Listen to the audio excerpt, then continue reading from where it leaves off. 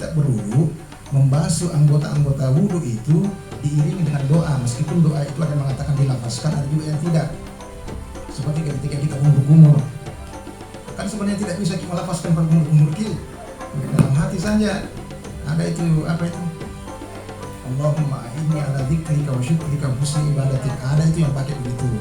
Kemudian pada saat membasuh wajah, Allahumma bayyid wajhi yauma tabyaddu wujuhun wa taswaddu wujuh. Itu kan tidak dalam hati saja, bersih, sinarilah wajahku ya Allah di hari nanti, di hari kemudian yang pada saat itu ada wajah yang putih dan ada wajah yang hitam. Assalamualaikum warahmatullahi wabarakatuh.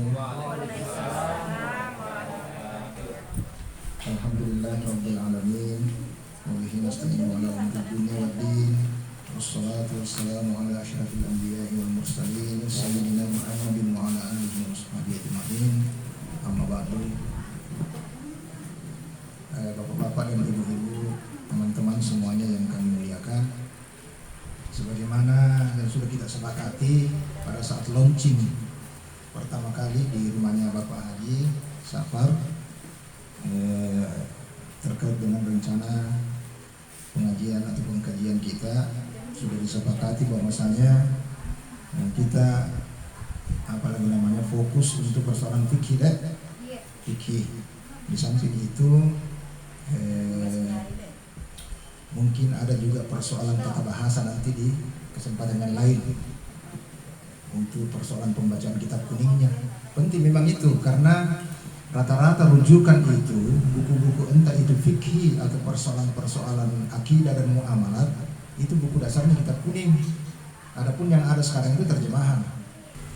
Nah, pada kesempatan yang berbahagia ini, apa yang kita mau apa yang kita angkat dulu, mulai dari persoalan yang sangat mendasar sekali, mau saja tahara di tahara.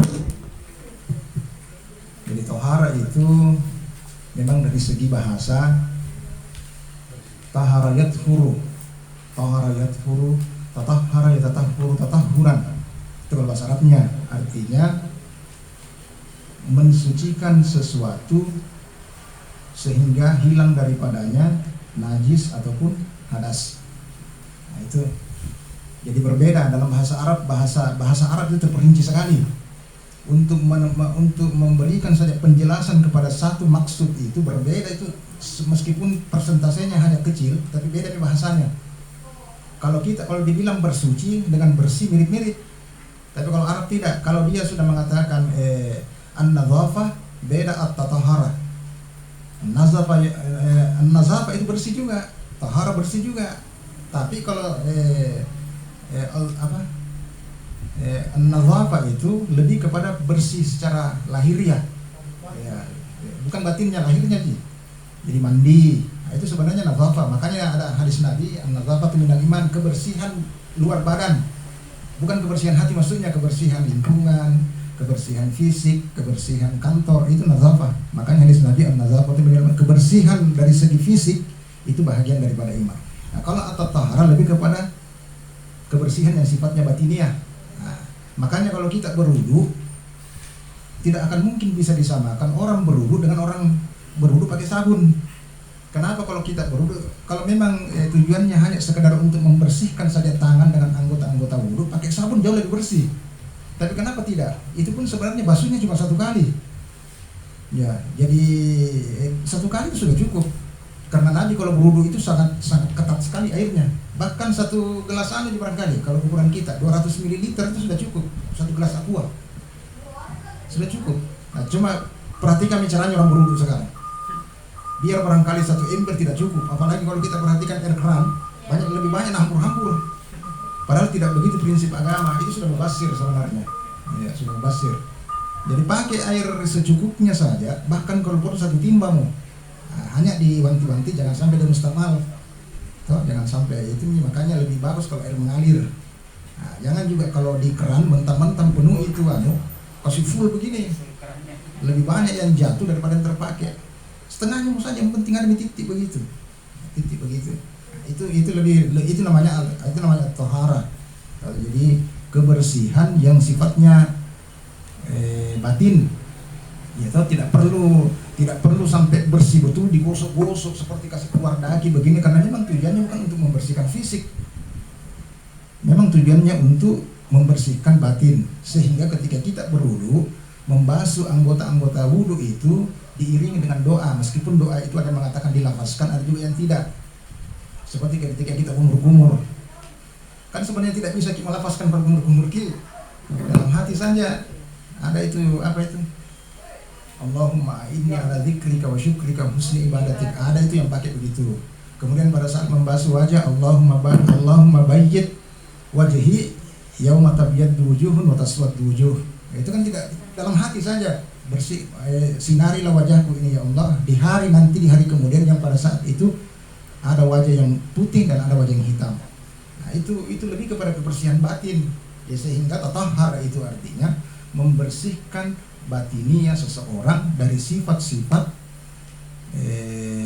di samping menghilangkan hadas, tetapi diharapkan dengan itu keluar juga kotoran-kotoran batin seperti iri hati, dengki, suka berkata dusta. Itu makanya berbeda dengan nazafah.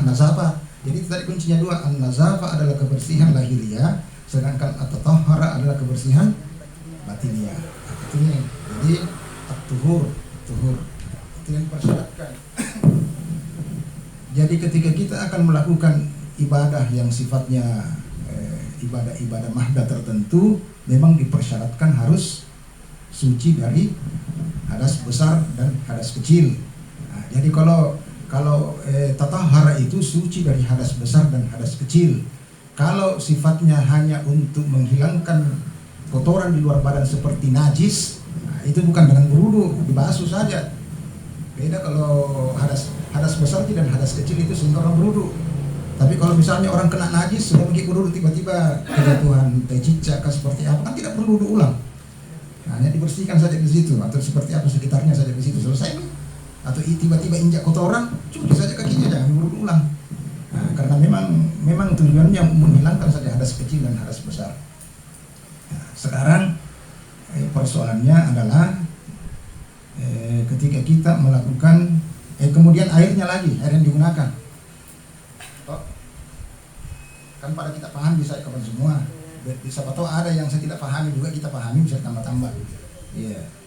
Jadi kalau mau dikategorikan garis besarnya 3 itu kalau tidak salah. Yang pertama ada namanya air mutlak. Jadi dalam bahasa kita air suci dan mensucikan. Nah, itu namanya mutlak. Sama juga kalau salat mutlak, salat sunnah mutlak. Salat sunat yang dikerjakan saja, tidak ada sebabnya. Tidak ada bilang karena mau dapat rezeki jadi salat, tidak ada, sembahyang saja. Nah, sama dengan air ini, air mutlak adalah air suci yang memang penciptaannya sudah seperti itu, murni. Tidak ada campuran-campurannya.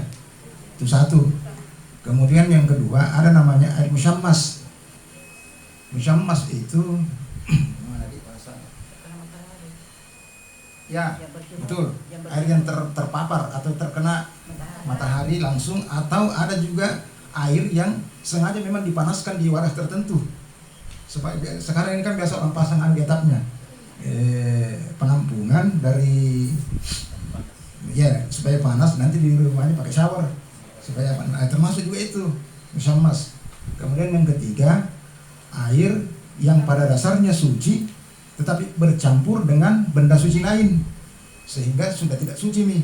Ya, sifatnya lahirnya dia suci tetapi tidak bisa digunakan untuk mensucikan. Artinya sudah tidak bisa lagi digunakan untuk menghilangkan hadas. Nah, itu ya suci tapi tidak bisa dipakai untuk mensucikan. Suci dari segi mungkin bisa dipakai mandi, bisa dipakai minum, tetapi untuk menghilangkan hadas besar dan kecil itu tidak boleh, tidak bisa. Karena ada beberapa sebab. Bisa jadi dia kejatuhan najis, nah, bisa jadi dia mustamal, begitu. Sebenarnya banyak anunya, banyak penjelasannya. Nah, yang begini-begini ini masyarakat tidak paham. Yang penting nak bilang air pakai saja. Pokoknya yang penting air pakai saja. Nah, yang pertama dulu air mutlak. Nah, air mutlak itu kan air yang sudah penciptaannya memang sudah seperti itu. Air hujan, kemudian air sumur, air mata air, air laut, air embun, apalagi lagi. Kalau kita di luar negeri air yang salju, ya sudah bisa dipakai itu semua karena memang sudah sebegitu modelnya. Tidak, sudah ya laut. Nah, meskipun dia asin, tetapi kadar airnya jauh lebih besar dari kadar garamnya, dan itu diperkuat dengan hadis Nabi bahwa laut itu tuhuru ma'uhu hillu maitatuhu, halal suci airnya, halal bangkainya. Jadi tidak ada istilah itu ikan itu digerek dulu baru dimakan, tidak ada, pokoknya mati sudah halal. Apapun itu dari laut, dari laut itu bangkainya halal dan airnya juga suci. Nah, begitu juga air hujan, suci dan mensucikan, itu karena memang firman Allah. Kecuali tadi kalau Iya. kalau bangkai yang hanyut, Nah, tetap itu haram itu. iya. Bangkai hanyut. Bangkai hanyut. Apa itu dasarnya itu? Ada ayatnya itu kalau persoalan air hujan. Wa anzalna minas sama'i ma'an liyutahhira. Toh? Ya. Ma'an tahura. Ada juga. Ya. Itu sudah jelas. Jadi air mutlak adalah air yang suci dan mensucikan, dan memang jenisnya sudah seperti itu asal mula penciptaannya. Jadi tidak diragukan lagi. Jadi kalau mau cari amannya, itu saja itu air 7. Air hujan, air sumur, kemudian air laut, air embun, air salju, air mata air. Nah itu Ji. Cuman persoalannya kita rata-rata mengandalkan air pump atau air sumur juga masuk lah, karena sebenarnya itu air dari Air mata air. ya air mata air itu sebenarnya air sumur. Iya. Cari begitu itu aman sentosa itu yang harus kita beri pemahaman dulu ke masyarakat kita. Kemudian ada juga air suci tetapi tidak mensucikan. Ya, tidak suci tidak mensucikan. Ada yang pertama karena memang sifatnya sudah seperti itu. Contohnya air buah-buahan, air kelapa, air kelapa, kemudian air yang keluar dari pepohonan atau yang tertampung di dalam pohon itu, biasanya pohon nggak bisa itu. Iya. Seperti Ya. itu kan. Air pisang, tebang pisang toh? Iya. Banyak air di situ. Iya. Itu. Kemudian ada juga air suci tidak mensucikan. Sebenarnya awalnya suci, tetapi karena bercampur dengan benda suci lainnya sehingga ya sudah tidak bisa lagi dipakai mensucikan. Contohnya air minuman itu, air kopi, air teh, air susu. Pakai jauh. Tidak bisa dipakai. Iya. Pokoknya kalau sudah dia bercampur, dan percampurannya itu merubah 3 sifat dasar. Susunya bisa dipakai. Kita paham itu? Nah, pencampurannya itu merubah 3 sifat dasarnya, merubah warnanya, merubah baunya, dan merubah rasanya. Nah, begitu. Sama dengan kalau dia kejatuhan najis begitu juga. Ya kopi itu mau tidak mau pasti sudah orang tahu bahwa tercampur nih. Apalagi unsur pencampurannya sama dengan unsur asalnya. 50-50 airnya dengan kopinya. Itu sudah kelihatan hitam, sudah tidak bisa, tidak ada nyampur lagi. Ya, sudah tidak bisa. Meskipun dia suci, buktinya bisa diminum. Ya, suci, cuma tidak bisa lagi digunakan untuk menghilangkan hadas. Ya. Kemudian air teh juga seperti itu, air kopi juga seperti itu. Nah, bagaimana kalau sekiranya yang masuk itu, misalnya ini ada air, misalkan banyak lebih dari 2 kullah. Susah dihitung itu kullah itu. Itu perhitungan sebenarnya bukan Arab itu kullah. Kullah itu Baghdad. Iya, Baghdad itu kalau disandingkan dengan Irak kan Baghdad. Ada kemudian ke Yaman, lain lagi takarannya. Yang jelas ulama sepakat bahwa kalau dikonversi ke Indonesia itu kurang lebih 60 kali 60 cm. Bagaimana itu 60 cm begini, 60 cm naik. Iya. 3 jengkal sih, kan 21 jengkal ini. Ya, iya. Ini nilai. Nah, begini tingginya deh, begini lebarnya. 60 kali 60. Jangan kurang dari itu. Andai kata bakta ini kemarin ini penuh, itu lebih. Itu pakai dalam itu, lebih itu. Jadi kalau kita pakai gentong air besar itu lebih. Asal jangan ember, kalau ember lah cukup. Nggak cukup kayaknya. Saya tidak tahu kalau berapa liter itu jadinya itu kalau 60 cm dan 60 cm. Kata berapa liter jadinya? Karena orang luar kan nggak tahu liter dia. Ukurannya itu kurang memang. 200 liter lah. Ya lebih kurang begitu. Iya. Nah ada yang mengatakan kalau itu tercampur dengan benda lain itu tidak jadi masalah sepanjang airnya lebih dari itu tadi 60 kali 60 itu. Contohnya air apa? Air pam. Kan dicampur kaporit toh? Nah, mana lebih banyak kaporitnya atau airnya? Banyak airnya, sehingga ada yang membolehkan sah. Nah, sama dengan ketika tercampur dengan benda lain, tetapi ketika kita mendatanginya kita ragu dia tercampur dengan apa. Memang fleksibel sekali. Ya, kalau kehati-hatiannya memang mau dianu, seperti misalnya ada air di sini. Ini air, taruhlah misalnya 1 liter tingginya, tiba-tiba tercampur dengan kopi sekitar 100 cc. Datang kita lihat di situ ditanya, kenapa nak kotor-kotor ini air? Saya tak tahu Pak, begitu ini tadi. Kira-kira satu tidak itu? Tidak yakin kita dengan apa pencampurannya, dan unsur yang mencampur itu lebih sedikit. Ada yang mengatakan boleh dipakai. Nah, boleh dipakai. Makanya itu air kalau keruh-keruh sedikit itu lebih banyak airnya daripada unsur tanahnya. Keruh-keruh jin tidak terlalu keruh sekali, itu ada yang mengatakan boleh. Cuma kalau memang ada juga ulama yang sangat ketat, karena itu persoalan ibadah harus unsur kehati-hatiannya lebih diutamakan. Kalau Imam Syafi'i itu lebih ketat dia. Kalau kita pakai mazhab Syafi'i lebih ketat. Nah itu namanya air suci tetapi tidak mensucikan, tercampur dengan benda suci lain. Kemudian air musyammas, air yang terpapar. Ada kan air itu biasanya terjemur di drum sehingga terkena sinar matahari sehingga dia panas. Atau air yang sengaja memang dipanaskan untuk tujuan tertentu. Nah, ada yang mengatakan sebenarnya boleh, cuma dimakruhkan. Lebih utama untuk ditinggalkan kalau memang ada air lain.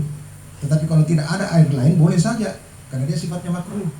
Nah, kenapa di situ? Ada ulama yang mengatakan bahwa sebenarnya prinsip dasar kenapa dilarang karena bisa menimbulkan penyakit kulit. Nah, bisa jadi ada lepra, apakah pokoknya ada penyakit kulit yang bisa menghinggapi seseorang ketika menggunakan air yang panasnya itu terpapar oleh matahari langsung. Nah, sehingga ada yang mengatakan kalau dipanaskan begitu tidak karena tidak terpapar matahari langsung, karena hadisnya Nabi itu kan tidak ada mesin dulu. Nah, yang kena itu adalah air di bejana yang langsung kena paparan matahari yang bisa menyebabkan penyakit sopak, ada sejenis penyakit kulit tertentu. Ya, tapi kalau mau hati-hati lebih baik tidak usah nih. Tahu kalau memang ada jangan, kecuali kalau memang ada yang lain, tidak ada yang lain ya. Itu airnya. Kemudian pada saat menggunakannya untuk tujuan wudhu, tentu kita merujuk kepada Al-Quran. Sekarang berapa rukunnya wudhu? Berapa rukunnya wudhu? Artinya ketika kita meninggalkan itu salah satunya wudhu menjadi tidak sah. 6 atau berapa? 4 kah? 3 kah? Atau 6? Saya mau berdasarkan nas.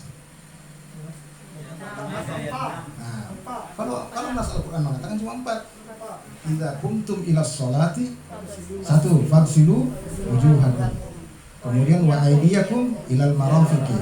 Kemudian wamsahu bi ru'usikum. Kemudian wa arjulakum ila 4. Berarti kalau begitu hanya 4 ini saja kita lakukan, pada dasarnya sudah sah. Tidak perlu ditegur orang kan begitu kumur-kumur ini. Ya, bisa saja dia hindari kalau dia puasa, misalkan, atau dia tidak basuh telinganya misalkan, ya, tidak apa-apa. Yang penting 4 ini rukun pokok. Nah, cuma memang ada ulama yang menambahkan bahwa ada beberapa amalan-amalan sunnah yang lebih dianjurkan.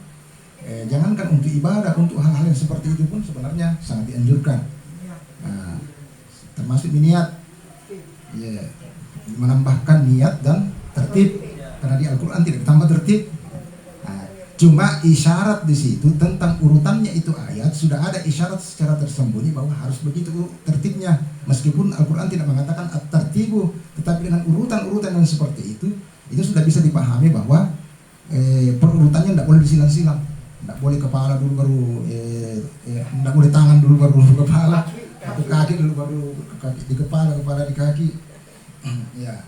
Kemudian tata cara penggunaannya pun juga sudah diatur oleh Al-Quran. Idza kumtum ila sholati fagsilu wujuhakum. Ada dua kalimat yang dipakai. Yang pertama fagsilu, yang kedua famsahu. Beda itu. Jangan disamaratakan. Apa artinya ghasalah? Kalau bahasa Arab, secara umum yang kita pahami. Ghasalah yaghsilu, mandi. Ada yang mengatakan juga mencuci sebenarnya. Kalau mandi itu igtasalah. Jadi ghasalah itu lebih kepada mencuci. Kalau mencuci berarti ada unsur penekanan pembersihannya. Yang dipakai ghasalah di mana? Fagsilu wujuhakum. Kemudian yang mana lagi yang digasalah? Wa aydiyakum ilal marafiq, karena pakai waw ataf. Berarti mencuci di gasalah, gasalahnya di wajah dan gasalahnya di tangan. Nah, kemudian berubah kalimatnya ketika masuk di kepala, bukan lagi fagsilu, famsahu. Apa itu Pak? Masah. Masah itu mengusap. Ya, jadi tidak perlu orang sampai pakai sampo. Tidak apa? Dibasuh-basuh saya kena saya begini sedikit.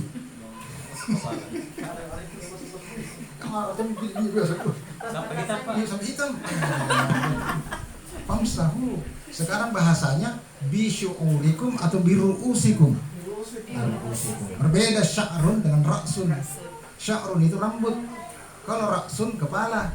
Tuhan mengatakan basuh kepalamu, bukan rambut. Karena kalau andai kata Tuhan mengatakan basuh rambutmu, berarti Tuhan diskriminatif. Ada orang tidak punya rambut. Tapi ada kepala tidak punya rambut. Ada kepala tidak punya rambut. Tapi untungnya bukan itu yang dibasuh. Dia hanya dibasuh. Dia hanya membasuh. Tidak punya rambut. Makanya wamsahu bi ru'usikum. Kemudian masaha juga digunakan untuk kaki karena waw atap lagi wa arjulakum ilal ka'bayn. Jadi pertama fagsilu. Nah, fagsilu wujuhakum. Ghasala itu artinya menumpahkan airnya pada objeknya.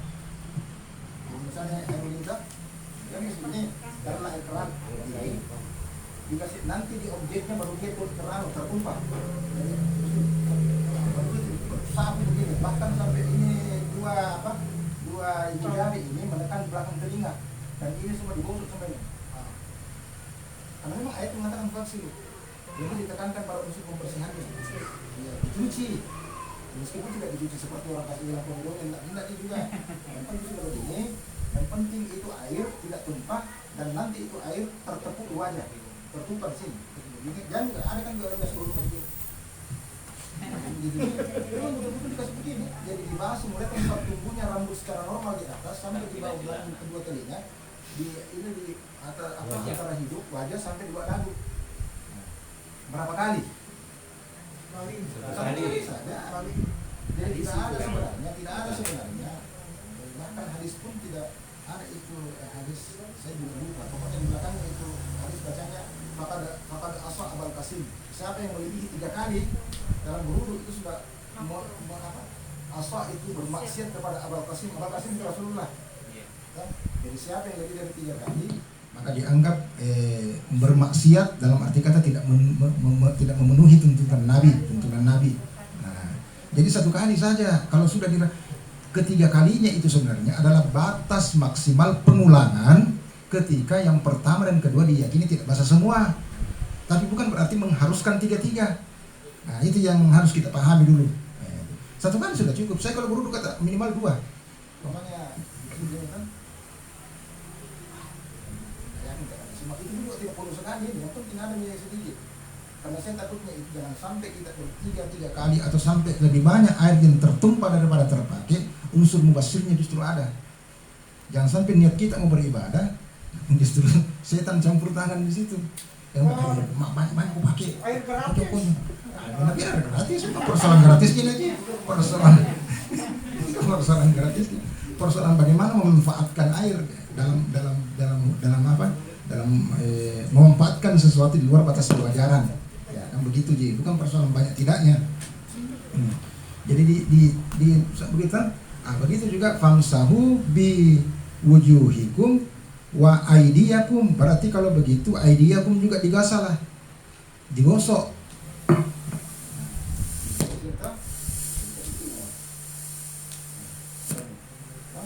Cuma kekeliruannya orang tidak melihat Ya, tidak melihat bagaimana tata urutannya itu ayat. Jadi sebenarnya itulah gunanya fungsinya pengkajian di situ, termasuk bagaimana memahami itu ayat secara detail agar supaya kita tidak salah dalam melaksanakan praktik ibadah. Karena dibilang di situ wa aidiyakum ilal marafiki, dari ini ke ini. Nah, dalam bahasa Arab setiap jenis-jenis tubuh manusia itu ada semua bahasanya. Ini namanya apa ini? Asbu, jamaknya asabi, jari-jari. Asabi ahum artinya jari-jari mereka. Jari-jari mereka asabi ini namanya kafun, telapak. Yadun ini semua tangan. Iya. Marafik ini yang mirfakun sebenarnya, tapi jamaknya marafik. Naik sampai di atas ini namanya hati, bahu. Jadi setiap uraian ada semua bahasanya. Jadi kalau Tuhan menyebutkan ini ke ini, batasnya sampai di situ. Tidak boleh lagi Anda kurangi. Lebih tidak apa-apa. Tapi ya, jangan dikurangi, jangan sampai tidak sampai ke situ. Atau jadi bahasanya wamsahu aidiyakum ilal marafiki, berarti dari sini ke sini, jangan dibalik, jangan dari sini ke sini. Nah, salah nih sebenarnya itu. Ya, sebenarnya bukan itu orang yang salah, yang melihat itu dan kebetulan tahu yang salah. Nah, itu yang melihat itu dan yang tahu itu salah. Jadi kenapa? Itu sebenarnya sudah menyalahi ayat. Perintahnya Tuhan dari hulu ke hilir, kita melawan dari hilir ke hulu. Nah, begitu. Jadi bayangkan kalau itu sudah tidak sah, maka seluruh rentetan ibadah ke belakang yang berkaitan dengan wudu menjadi tidak sah semua. Melawan arus. Jadi Tuhan mengatakan wamsahu wa absilu aydiyakum ilal marafiqi, sampai situ. Nah, jadi caranya itu yang begini. Kalau saya lebih cenderung menciduk itu air, entah itu keran atau apa begini, saya tempatkan begini. Saya bawa ke tempat ke bawah, 2 kali cukup. Nah, sampai baru kami juga seperti itu. Kemudian lagi setelah itu, apa lagi bahasanya setelah itu? Wamsahu biruusikum. Dari ketiga ini hanya kepala yang ada banyak. Rukbah. Pertama, faksilu tidak dibilang faksilu biwujuhukum, langsung faksilu wujuhukum. Kemudian faksilu aidiyakum, tidak ada lagi banyak. Tapi wamsahu biruusikum wa arjilukum ilal ka'bain. Nah, dalam bahasa Arab itu penggunaan huruf ba itu 14 fungsinya. 14. Cuma salah satu di antaranya dia huruf harfun jar. Kemudian bisa juga dia menjadi huruf qasam, sumpah. Kemudian bisa jadi islaq, bisa jadi istighraq, bisa jadi ada namanya at-tab'id ma'at tahdid, ada at-tab'id bila ma'at tahdid. Nah, jadi penggunaan dalam berwudu itu 4 itu huruf ba. Itu maknanya 4. Pertama, istighraq. Istighraq itu huruf ba, yang fungsinya huruf ba adalah membasuh keseluruhannya. Istighraq semua. Nah, jadi makanya jangan keheran kalau ada orang berwudu itu kalau kasih dulu kepala terus sampai ke belakang. Biasa pakai yang begitu. Nah, terus ke depan. Karena memang makna huruf ba begitu. Itulah sampai Tuhan menggunakan huruf ba di situ, artinya ada kelonggaran bagi hambanya. Dan kita tidak paham. Bukankah maksudnya itu biruusikum sebagai kepala? Nah, itu satu, istighraq lah. Kemudian yang kedua, ba di situ bermakna at-tab'id ma'at tahdid. At-tab'id ma'at tahdid adalah mengusap sebahagian dengan batas tertentu. Jadi kalau umpamanya ini yang kita anggap sebagai rambut sampai di sini saja, itu temu. Iya, makanya ada orang yang begini-begini saja. Yang penting, makanya Imam Syafi'i mengatakan minimal tempat tumbuhnya 3 helai rambut itu sudah cukup. Iya. Kemudian yang ketiga ada namanya at-tab'id min duni tahdid. Dia mengusap di mana saja sepanjang itu disebut bagian kepala. Jadi jangan kira kalau ada orang berwudu begini saja. Kalau kemudian misalkan di sebelah sini ada penyakit, misalnya di sini ada unsur sehingga tidak boleh kena air, di sini tapi juga. Karena begitu, dilarang dokter kasih kena di sini misalnya, itu boleh. Sehingga Tuhan sangat longgar tentang bagaimana caranya membasuh, hukum membasuh air di kepala ketika kita berwudu. Karena orang bisa saja punya masalah dengan kepalanya. Iya. Kemudian yang terakhir adalah wa arjulakum minal ka'bayn. Nah, berarti kaki ini kan rajul ini asabi kembali. Nah, ini kemudian ini namanya kadam itu sebenarnya ini. Iya, makanya sepak bola itu dikatakan kuratul kadam, sepak bola. Kenapa? Karena yang menendang ini. Seandainya ini yang menendang tidak dibilang kuratul kadam itu. Jadi ini sebenarnya berfungsi untuk sepak bola, kuratul kadam.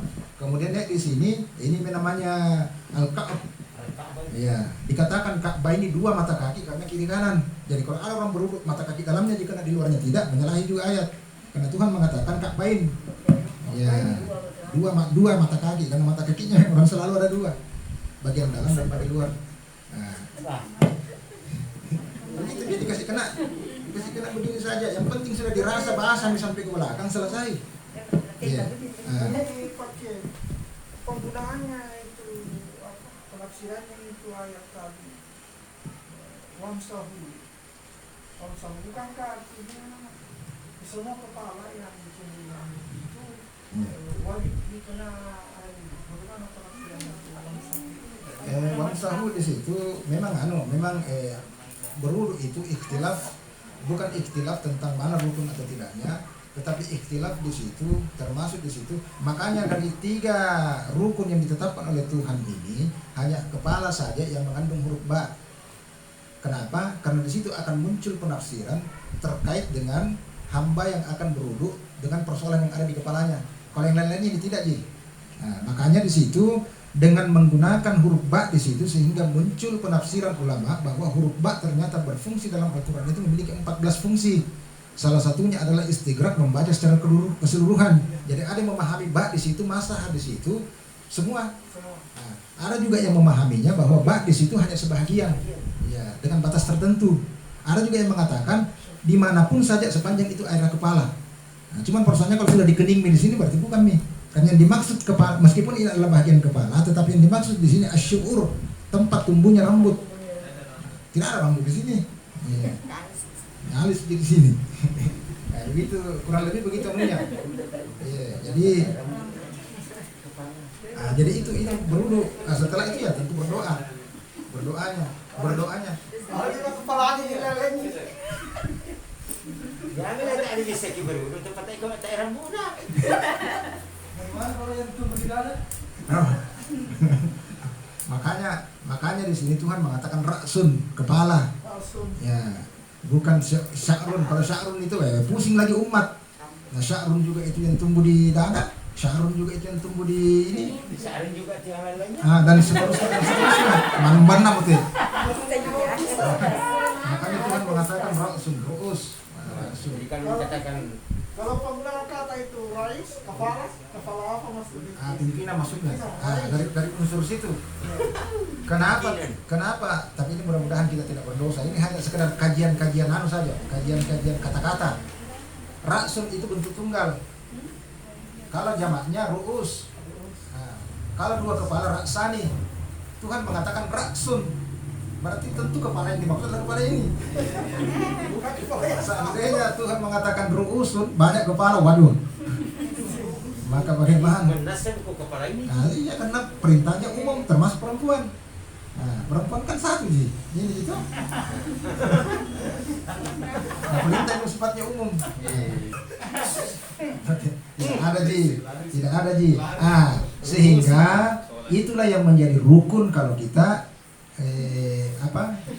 berwudu. Itulah rukun yang menjadi wudu. Adapun selainnya itu ulama menambahkan sebagai bentuk amalan sunnah seperti madmadah. Madmadah itu kan kumur-kumur. Kemudian istinsak itu menghirup air. Nah, gitu. Itu kan sunnah sebenarnya. Cuma dia bilang boleh sakit memang. Dan itu termasuk terapi untuk menghilangkan pilek. Saya biasa praktekkan, tapi dengan catatan air saya ingin itu bersih. Jadi sambil sedikit minum seperti ini. Berbisnya itu naik. Tapi keluar itu ini. Jadi istinsak. Kemudian mana kumur-kumur istinsak itu menghirup air. Kemudian telinga uzunain itu kan mungkin ada hadisnya. Ya, selebihnya itu tidak ada nih.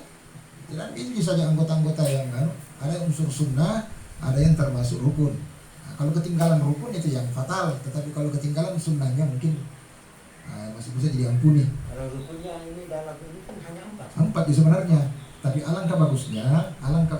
Mana sumbernya sehingga jadi 6? Ya, mungkin dia diajarkan itu rukun 6. Niat dengan niat dengan iya, tertib. Ada yang memasukkan niat dan tertib. Itu tertibnya itu sebenarnya tidak dibahasakan dalam Al-Quran tertib, tetapi perurutannya itu sudah mengandung unsur bahwa harus diikuti itu secara tertib. Maknanya sama dengan Quran kalau mengatakan wa ja'ala lakumus sam'a wal absara wal af'idah. Kenyataannya bagaimana? Mana yang Tuhan duluan ciptakan pertama kali? Pendengaran. Makanya anak-anak itu tidak ada anak lahir langsung melihat. Pasti mendengar dulu.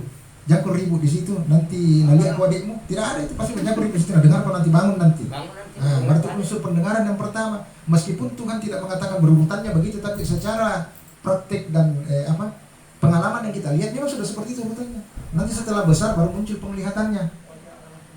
Baru absar. Nanti sudah besar baru al-afidah, akalnya berfungsi. Nah, begitu yang juga dengan wudu. Meskipun tidak disebutkan tertibnya, tetapi dari segi makna dan artinya itu sudah harus diikuti bahwa sudah seperti itu.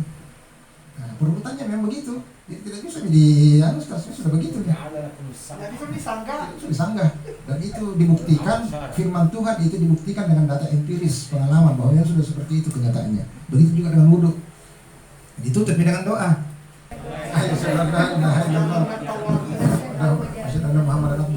Allahumma ja'alni minat tawwabina waj'alni minal mutatahhirin. Coba dilihat. Waj'alni min ibadikas salihin. Ada juga yang menambah itu, ada juga yang sampai di mutatahhirin saja. Nah, di situ sebenarnya meskipun tapi itu kan sebenarnya ada persambungan secara batiniah. Di saat kita berwudu diharapkan semua dosa yang pernah dilakukan anggota tubuh kita pada anggota wudu itu gugur dengan jatuhnya air. Sehingga ketika kita berdoa di akhirnya mengatakan Allahumma ja'alni minat, 3 permintaannya. Tawabin, bertaubat. Jadi orang yang suka berwudu sebenarnya itu orang yang senantiasa bertobat. Kemudian yang kedua, mutatahhirin, senantiasa bersih secara batiniah, bukan lahirnya. Lahirnya sih tidak masalah. 2 kali sehari kita mandi. Tapi batin siapa bisa jamin? Iri hati jadi keluar, sifat sombong jadi keluar, sifat waj'alni min ibadika. Nah, ada yang tambah begitu, ada juga sampai mutatahhirin saja. Jadi nyambung itu praktik wudu dengan ibadah-ibadah lahiriah yang diharapkan maksudnya penyakit-penyakit batiniah yang kira-kira dihinggap oleh seseorang. Jadi semakin sering kita berwudu itu sebenarnya semakin bagus, meskipun bukan tujuan untuk sholat. Berwudu saja bahkan bisa dijadikan rutinitas setiap setelah mandi wudu lagi. Karena ada hadisnya Nabi. Saya lupa dulu ini. Inna ummati yad'una yawmal qiyamati ghurran muhajjilina. Nah, di akhirat nanti umatku itu akan ditandai dengan tanda-tanda cahaya dari bekas wudhunya. Nah, begitu. Jadi selalu dipraktekkan biar Tom itu tidak mungkin sembahyang. Selalu saja ada, selalu diperbaharui. Persoalan nanti dibilang bagaimana kalau mau bersentuh dengan perempuan, itu persoalan ikhtilaf lagi itu. Ada yang mengatakan bersentuh kulit, ada yang mengatakan bersentuh dengan tidak ada gairah, macam-macam. Nah, yang penting kita fokuskan saja dulu di sini tentang persoalan tahara. Sebenarnya ini baru banyak sekali itu kalau tahara. Belum mandi junubnya lagi. Tapi persoalannya habis mengatakan banyak kali berwudu itu bagus. Tapi persoalannya sama ibu-ibu, mohon maaf. Kadang ibu-ibu Ustaz malas berwudu karena benda cari nahi. Yang kedua, apakah benda itu bisa menembus air wudu? Tapi kira-kira bagaimana dengan keadaan yang modern sekarang? Ya, begitu sebenarnya, artinya itu wudu mulai artinya bisa kita jadikan kebiasaan atau menjadi tradisi bagi diri kita, minimal pada saat setelah mandi saja dulu. Setelah kita mandi, si pagi atau ada wudu di badan kita. Persoalan nanti setelah itu kita tiba-tiba ada halangan yang tidak bisa ditahan, misalnya buang air kecil, buang air besar dan seterusnya. Kalau mau diulangi lagi ya bisa saja, tapi kan itu memang diyakini saja kalau memang itu make upnya menembus di kulit, tidak ada masalah. Tetapi ketika make up atau ada sesuatu yang menghalangi jatuhnya air ke kulit di bagian anggota tubuh itu tidak bisa. Nah, sehingga cat begini kalau kering di anu itu tidak bisa sebenarnya. Termasuk apa itu warna itu? Lipstick. Lipstick macam mana? Tembus. Pasti tembus. Tembus pasti, karena kalau tidak tembus itu pasti masalah nih. Berapa tahun di bawah itu sampai habis itu buku. Tembus kalau itu. Sehingga ya itulah artinya itu secara batinnya berupaya kita secara kita selalu berupaya untuk membersihkan batin dengan cara wudhu. Bukan an-nazafah tetapi tuhur. Nah, itu baru wudhu. Barangkali begitu mulai. Insyaallah. Pantasan tadi. Pantasan itu temannya ayah tak dulu dari Pak Ramli Sapa. Ustaz itu kalau dia berwudu air lama sekali ditunggu. Sebelum dia cuci sampai di sini ada doanya. Baca dulu itu. Mau nak cuci sampai ke sini ada doanya. Nah bawa ke sini ada doanya. Letup panjang lama sekali. Kering itu dan itu wudu tidak boleh ada sesuatu yang menghalangi. Maksudnya menghalangi di situ ada seperti kalau akad nikah tidak boleh ada majelis lain yang menghalangi sehingga menyebabkan air itu nanti mengering. Ya, toh, misalnya kita sudah dulu, terus tiba-tiba bunyi HP. Terima dulu karena penting sekali. Iya. Nah, kalau sudah terima mengeringnya di sini tidak boleh, batal, harus ulangi dari awal. Iya. Kecuali kalau tidak mengerinci, ada yang mengatakan tidak apa-apa. Misalnya tiba-tiba paling kasih begini tuh mati keran. Mana yang menggunakan? Cari mana yang menggunakan, lari jangan di sini, itu masih bisa di. Tapi kalau saya itu kalau mau hati-hati, lebih ulangi dari awal. Ada ulama yang mengatakan persoalan ibadah kehati-hatian yang harus dilakukan. Beda kalau muamalah. Ya, saya kira barangkali sementara begitu saja. Persoalan bertanya itu bisa saja di luar forum kapan saja. Insya Allah mudah-mudahan minggu depan kalau ada waktu kita sehat-sehat semua, umur panjang. Lanjut di persoalan taharah tapi mandi wajibnya. Untuk pertemuan kita pada kesempatan hari ini untuk persoalan pembahasan fikih yang kita mulai dengan taharah mungkin kita cukupkan dulu. Mudah-mudahan apa yang kita bahas ini senantiasa mendapatkan ridha, mendapatkan pahala dari Allah Subhanahu wa taala. Sekecil apapun itu ilmu, tetapi kalau kita upayakan dan ikhlas kita memberi dan ikhlas juga kita menerima, nah insya Allah akan membekas terus itu.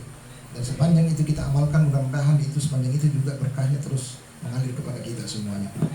Jadi bukan lamanya, tetapi kontinuitasnya. Ya. Amalun ahabbu ilallahi adwamuha wa in qallah. Jadi hadisnya Nabi itu mengatakan kegiatan-kegiatan atau rutinitas yang Tuhan suka itu bukan banyaknya, tetapi keseringannya, ya, kontinuitasnya. Ya. Saya kira seperti itu, mudah-mudahan ada manfaatnya. Ya, kepada Allah jualah kita berserah diri, dan Allahu alam, hanya kepada Allah segala sesuatu kita kembalikan. Wabillahi taufiq wal hidayah. Assalamualaikum warahmatullahi wabarakatuh.